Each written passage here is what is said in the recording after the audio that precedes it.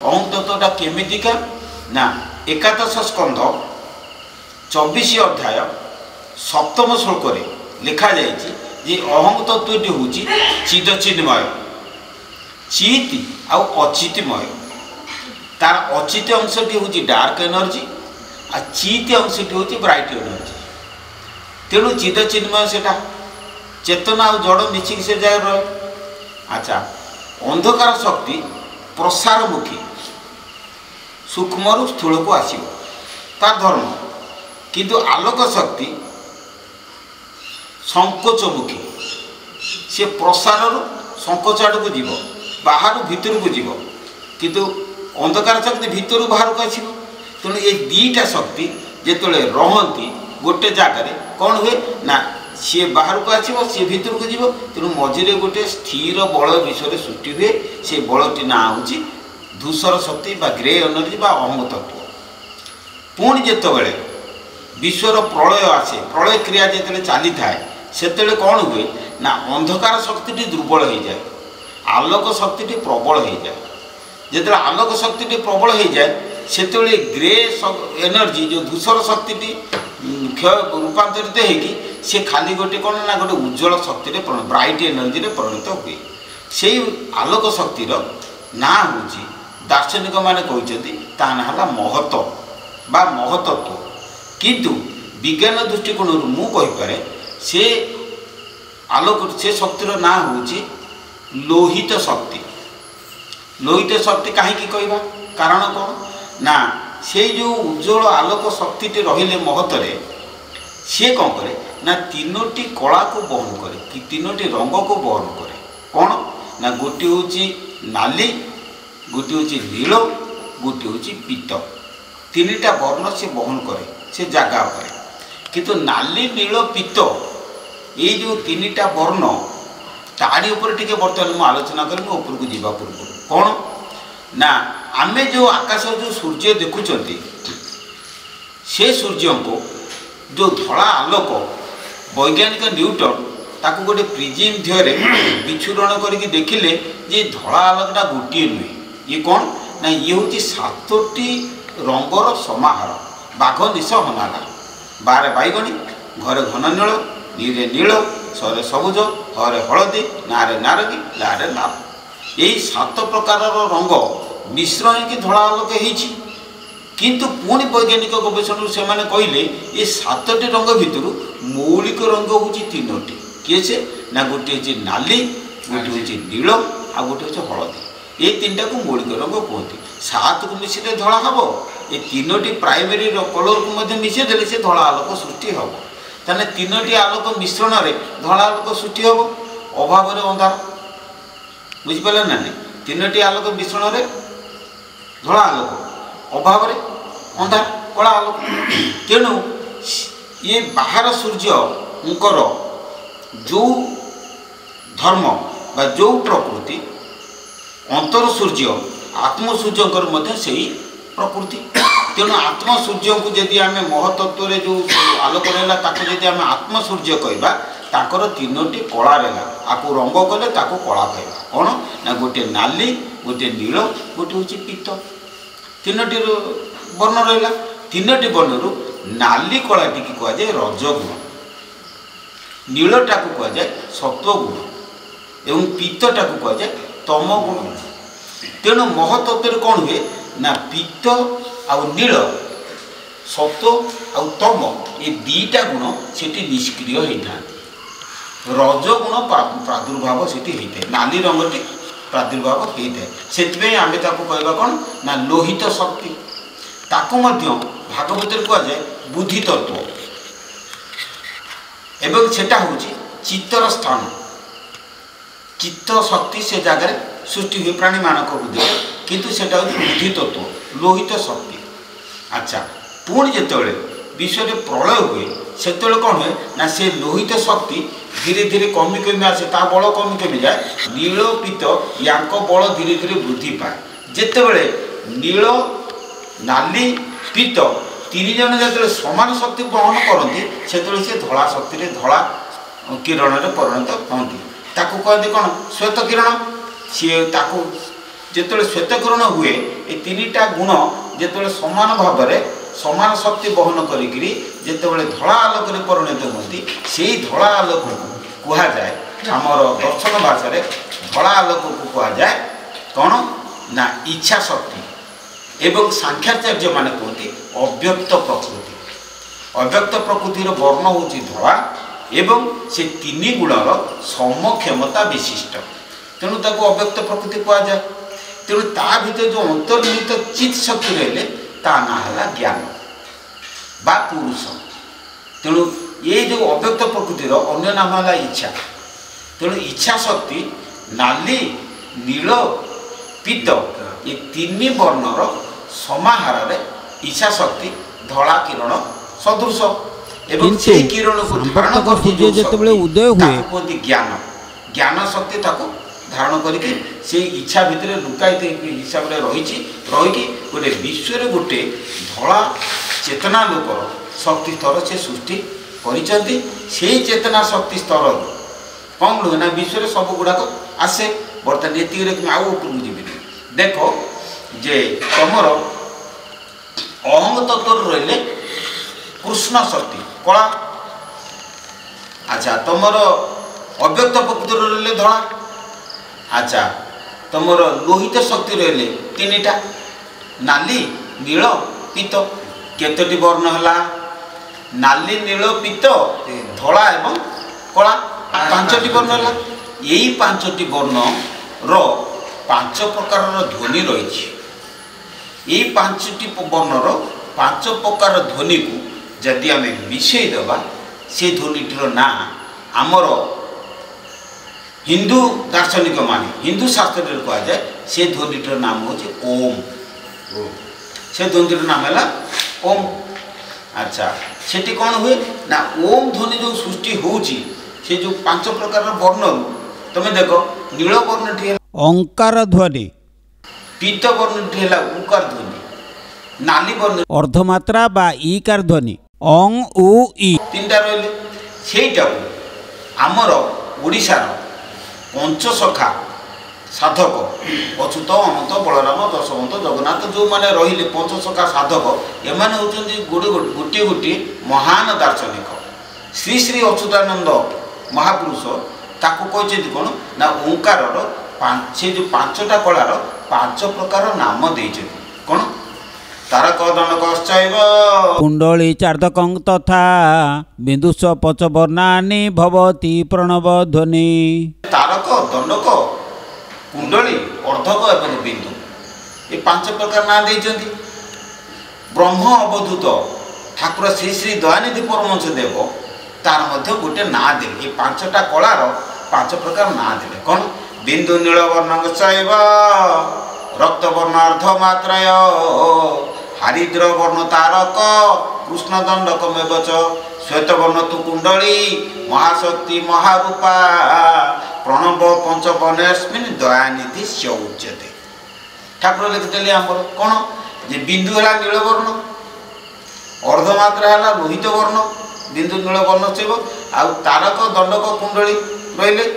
ତାରକ ହେଲା ପୀତବର୍ଣ୍ଣ, ଦଣ୍ଡକ ହେଲା କୃଷ୍ଣବର୍ଣ୍ଣ, କୁଣ୍ଡଳୀ ହେଲା ଶ୍ୱେତବର୍ଣ୍ଣ। ଦେଖା ହେଇଗଲା। ଆଉ କ'ଣ ସେ କହିଲେ ନା ତାରକ କିଏ ସେ ନା ନାସା ତାରକ ଉକାର। ନାସା ହେଉଛି ତାରକ ଶକ୍ତି, ଯାହାର ବର୍ଣ୍ଣ ହେଲା ପୀତବର୍ଣ୍ଣ, ଯାହାର ଧ୍ୱନି ହେଲା ଉକାର। ନାସା ତାରକ ଉକାର। ମୁଖ କୁଣ୍ଡଳୀ ଆକାର, ମୁଖ ହେଲା କୁଣ୍ଡଳୀ, ଯାହାର ବର୍ଣ୍ଣ ହେଲା ଶ୍ୱେତ, ଯାହାର ଧ୍ୱନି ହେଲା ଆକାର। ଆସିଗଲା। ଚକ୍ଷୁ ଦଣ୍ଡକ ଏକାର, ଚକ୍ଷୁ ହେଲା ଦଣ୍ଡକ, ଯାହାର ରଙ୍ଗ ହେଲା କୃଷ୍ଣ, ଯାହାର ଧ୍ୱନି ହେଲା ଏକାର। କର୍ଣ୍ଣ ଅର୍ଦ୍ଧକ ଇକାର, କର୍ଣ୍ଣ ହେଉଛି ଅର୍ଦ୍ଧକ, ଯାହାର ରଙ୍ଗ ହେଲା ନାଲି ଏବଂ ଯାହାର ଧ୍ୱନି ହେଲା ଇକାର। ଆଉ ମସ୍ତକ ବିନ୍ଦୁ, ମସ୍ତକ ଅଙ୍କାର। ମସ୍ତକ ହେଲା କେନା ବିନ୍ଦୁ, ଯାହାର ବର୍ଣ୍ଣ ହେଲା ନୀଳ ଏବଂ ଯାହାର ଧ୍ୱନି ହେଲା ଓଙ୍କାର। ବୁଝିପାରିଲେ ନା? ତେଣୁ ଓଙ୍କାରର ଏଇ ଯେଉଁ ପାଞ୍ଚ ପ୍ରକାରର କ୍ରିୟା ମିଶିକି ଯେଉଁ ଓଙ୍କାର ହେଉଛି, ପ୍ରଣବ ଧ୍ୱନି ହୃଦୟରୁ ସୃଷ୍ଟି ହୁଏ। प्रणव ध्वनि हृदय सृष्टि हुए किंतु ये जो मुख नासा चक्षु कर्ण ये एवं त्रिकुट ये 5 जगार से 5 भागार विभक्त हुए प्रणव सूर्य बा प्राण सूर्य जे हृदय उदय होची से कौन करना हृदय उदय होकरी मुख नासा चक्षु कर्ण एवं मस्तक ये 5 जगार से कौन हुए ना 5 प्रकार रूप धारण करे जदि करे ये 5 प्रकार रूप धारण करे मु कहली गोटे कौन ना गोटे शब्द आ गोटे होची वर्ण ये वर्ण गुड़िकर मिश्रण को कह जाए अणाक्षर एवं ये शब्द गुड़िकर मिश्रण को कह जाए एकाक्षर ये 5टी शब्द 7 भाग में विभक्त हुए एवं 5टी कला 5 भाग में रुए 7 5 के 12 तेणु सप्त स्वर पंचबीज अणाक्षर सप्त स्वर एकाक्षर अणाक्षर एकाक्षर मिसी जो मिसी जाती से कहते ना 12 मात्रा 12 मात्रा परिणत हुए से 12 मात्रा कौन हुए ना नासार जो पवन चले से 12 मात्रा चले अ आ इ उ ए ओय ओ अम 12 मात्रा परिणत होती यही 12 मात्रा कौन ना जो नासार चले जो सी मुख को आसती से 16 स्वरा 16टा स्वर वर्ण से परिणत अ आ इ उ रु लु लु ए ओय ओ अम ये 16टा स्वर 16टा स्वर वर्ण में परिणत होती आउ कौन हुए ना आमर सेटा कौन हुए ना आमर जो षड़ चक्र रही ये षड़ चक्र रे ये 16टा स्वर 50टा वर्ण में परिणत हो स्वर व्यंजन मिसिक 50 वर्ण में परिणत हो जाती 50 वर्ण ये रही कौन बुझिपारे ना 50 वर्ण जो रही ओंकार आमर केते जगह रही ना मुखरे आमर 5टा कला रही जे मुखरे किंतु से 7टा जगह रही कि कर्ण 2 चक्षु 2 नासा 2 मुख 1 2 4 6 7 ये 7टा जगह रही आउ कौन रही ना मूत्र द्वार मल द्वार 2टा द्वार अच्छी सेठी 2टा जगह तलू को जाइक रही ऊपर रही 5 तले रही ऊपर रही 7 तले रही 2 केते 9 एवं 10म द्वार हूँ तुम के सुषुम्ना नाड़ी सुषुम्ना द्वार गोटे ओंकार रहा तेणु हृदय गोटे प्रणव ध्वनि सृष्टि होकरी आम शरीर में 10 भाग विभक्त होकि 10 जगार से रहती ताकू कहुए 10 प्रणव तेणु ये 50 अक्षर 10 प्रणव 50 10 के 60 है कि आउ तुम जो पवन जीवासवा कर आसवा जीवा जीवा आसवा एका कथा ना अलग कथा एका ना अलग हाँ कौन अलग माने आसिक गली रही से जाइकी आसनी रही आसवा जीवा आसवा कथा हूँ एका कि रहा स्थान दी जनकर के अलग अलग तेणु ये गले 2 2 के 4 ये हूँ प्रणवर गति गति है 4 प्रकार एवं तांकर स्थान है प्रणवर 10 जगार एवं तांकर वर्ण रहा षड़चक्र 50 भाग विभक्त है वर्ण हो गले 50 भाग ओंकार हो गले 10 जगार रहीगले एवं गति रहीगले के 4 50 10 4 64 गले अच्छा होगले भितर से रही कौन ना गोटे हूँ वर्ण गोटे हूँ मात्रा गोटे हूँ अर्धमात्रा गोटे हूँ बिंदु बिंदु अर्धमात्रा मात्रा प्रकृति वेद माता चरण पंक्ति ए 4 चरणे भ्रमण तांक ब्रह्म स्वरूपिणी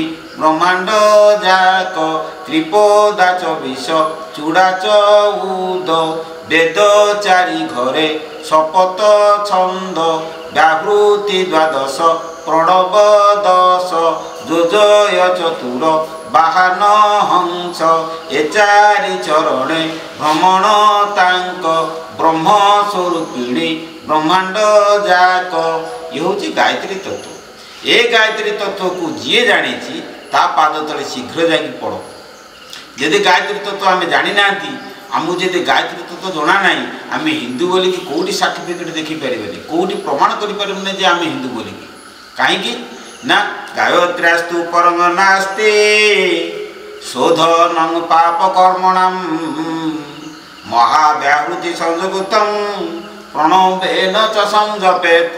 गायत्री ठारू बड़ मंत्र हिंदू शास्त्र रे नहीं, चारि वेद रे नहीं कि कौन सी जगह तुम पाइब नहीं जे आउ बड़ मंत्र अच्छी जी कि जीवर पाप को प्रक्षालन कर दे पारिबो, विशोधन कर दे पारिबो। पाप को विशोधन करिया पई होची गायत्री होची एकमात्र मंत्र।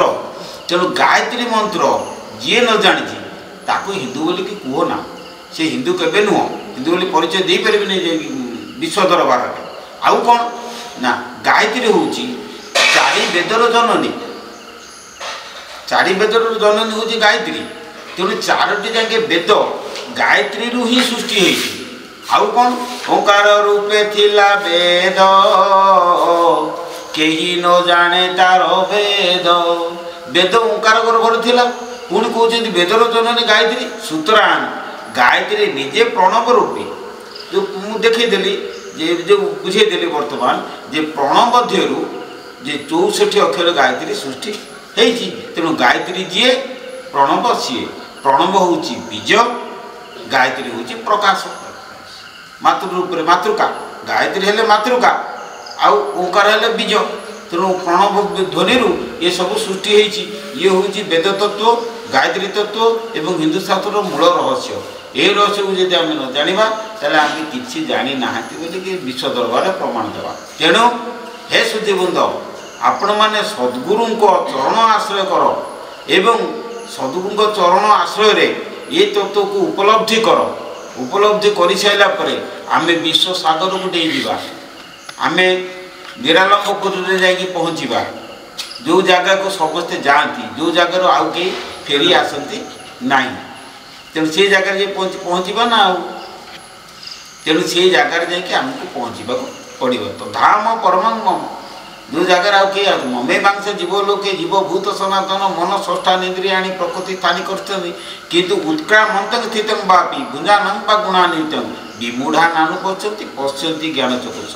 तुम देखा पड़ो किमी देख कौन देख दिव्य दृष्टि। जो गुरु आमर कथा अच्छी गोटे ओडिया कथा शुण, जहा न देखीच दुई नयने परते न जीव गुरु वचने।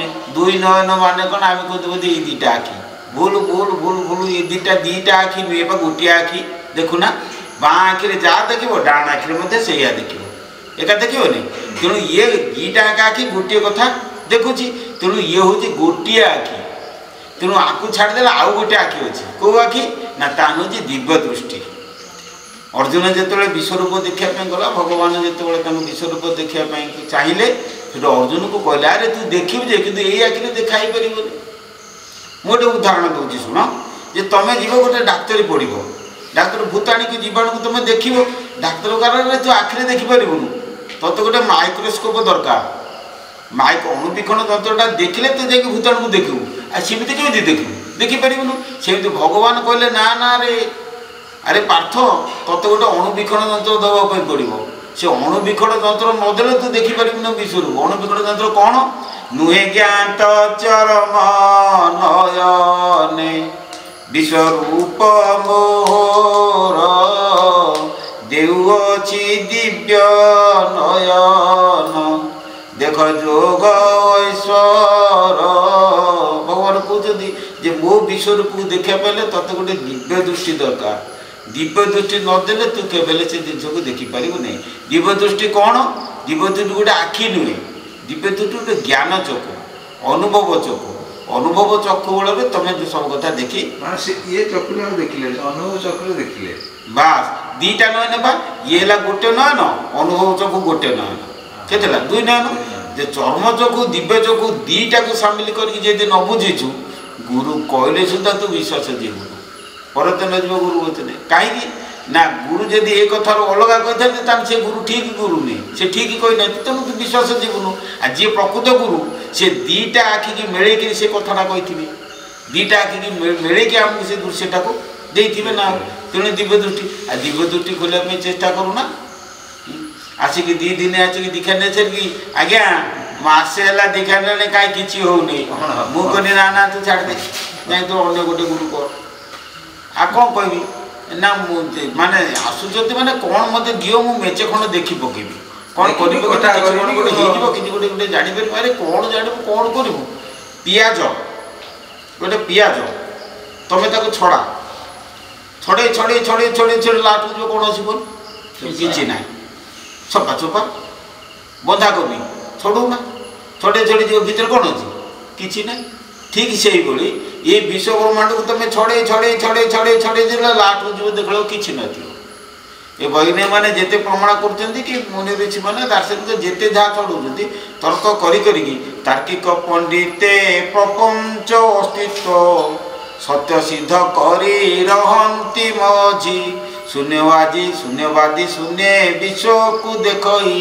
शून्य रहीन संसार त्यजी तेणु शून्य देख सब गुड़ाक शून्य त्रिभुवन शून्य कौटी किसी ना लास्ट तुम देह ज्ञान पड़ो से ठाकुर को दिने ये विषमर बाबा दिने ठाकुर को मागी कौन मागी देखी देखा रूप वायु सूत्र धरी दृष्टि भांगे वायु टांगे आश्रमे तो हरि देई अजपारे मन देह ज्ञान शून्य शून्य हेब दर्शन देखी अदेखा रूप जो रूप को देखी हम अदेखा रूप केमी ना चर्म चकुरे जी अदेखा ज्ञान चकुरे सी देखा तेणु देखी अदेखा रूप केमी देखी कौन फर्मुलाटा कौन ना वायु सूत्र धरी आउ कौन दृष्टि भांगी वायु टांगी आश्रमे तोरी वायु टांगी आम गुरु को मठ नुह वायु टांगी कले त्रिकुट जो जगह वायु जाकि स्थिर हुए ता ना वायु टांगी मठ बोलिकी मठे त्रिकुटे ललाटे वायु टांगी मठे बोलिकी मठे त्रिकुटे ललाटे माने मठ हूँ त्रिकुट से ललाटे मकार मंडले थान दिहे गोचन गोटे लिखाई ना ना बाईटांगी मठ मणिदास महाप्रभु मणिदास महापुरुष बाईटांगी कहीं बाईटांगी मठ आमर जो मणिदास महापुरुष हरिकी दासंकर परजन्म है मणिदास महापुरुष ओडिशा रे सी 22टी मठ करते से 22 मठ भितर बाईटांगी मठ हूँ गोटे बाईटांगी मठरे सी प्रथम जो मठ कले से 3 जन शिष्य से रखते जड़े साधुनाथ दास जड़े रसानंद दास आउ जड़े किए सब मोर मन पड़े से 3 जन को से बाईटांगी मठ रखिदे गले खरस्रोता नदी कूल प्रबल कुंभीर से 2-3 जन था रहा भितर ए साधु दास से आड़ दास टी 2 जन विषय झगड़ा लगिले जमी झगड़ा लगिले तार कौन कामना वासना थे झगड़ा किंतु से बाक्सिद्धि लाभ पाई जाते से साधना बाक्सिद्धि पाई जाते किंतु कामना वासना छाड़ जाने से गला झाड़ा मांती ते झाड़ा मांती हो तू मर से गला सत्य कुंभीर खाऊ तू मर तेणु सी झाड़ा मंदिर मला कुंभीर खाला सी मरीगला मठ रहीगला फांका यदि फाँका गला रसानंद दास से जगह आसिक पहुँचले पूर्व नाटा मोर ख्याल पड़ना जो पहुँचले सी थाऊ थाऊ सी खोजिले उतरा देकर गोटे खोजु खोजु ये जो रामदास पाखे ठाकुर आमर ध्यान करते देखला अरे राम आ कौन करवा गोटे पिला दौनु मोर बयस है केमती कौन मोट रहा नहीं गुफार साधना कर नब ताकू नहीं जीव काली चलू बाईटांगी से ये कले सी कौन कले ना जीवाई व्यवस्था कले जहाँ विभिन्न प्रकार जल झंडा देकी ठाकुर आसिक जगह पहुँचले पहुँचिक रसंद पाख रही रही मुठी भिका तो पढ़ुते रही रो रो तापर से नरोत्तम दास आसी पहुँचले नरोत्तम दास आसी पहुँचु से तो चलला धीरे धीरे सब कौन किए थे हरेकृष्ण दास आसिक सी पहुँचले मुठे रोषवास करने एमती समस्त आसिक गोटे गोटे कर पहुँचु पहुँचु बाटी मठ धीरे धीरे वृद्धि प्राप्त है दास्य रघुवर गीत आ जो बंधु महांती सारा ये सब कौन ये सब पढ़ी ना ना सी सब पूर्व जन्मर फल बहुत जन्म तप करी एबे होइले गोप नारी बुझला तो पुआ आसिक बापाल बापा मो स्कूल गोटे नुआ सारे तुम स्कूल को नुआ सारे स्कूल नुआ ना कि सार कौन प्रकृत नुआ ना 20 वर्ष 30 वर्ष चाकरी कल ना आज तुम स्कूल नुआ ठीक से जो दासिया बाहरी कहूँ कि जो मान भक्त कहूँ सी ये जन्म नुआ सी केते जन्म तपस्या कर तपस्यार फल गच्छित हो रही जन्म एकाथरे परिप्रकाश हो दिनकर कौन हो आमे ये जो शुणुचंती शुणी शुणी शुणी शुणी जी ज्ञान आम अर्जन होची से स्थगित होकर रहा लास्ट बेलू पुणी दिन आसो पुणी गोटे जन्म से जोता धार ये करते सी ना कही हेनी कार कौन के आसो मानने के ज्ञान उदय हम कई के पूर्वजन्म सब ज्ञान रही किंतु कर्मवश से पड़ी संसार चक्र पड़ी बुलूँ जिते से समय आस ज्ञान उदय हो।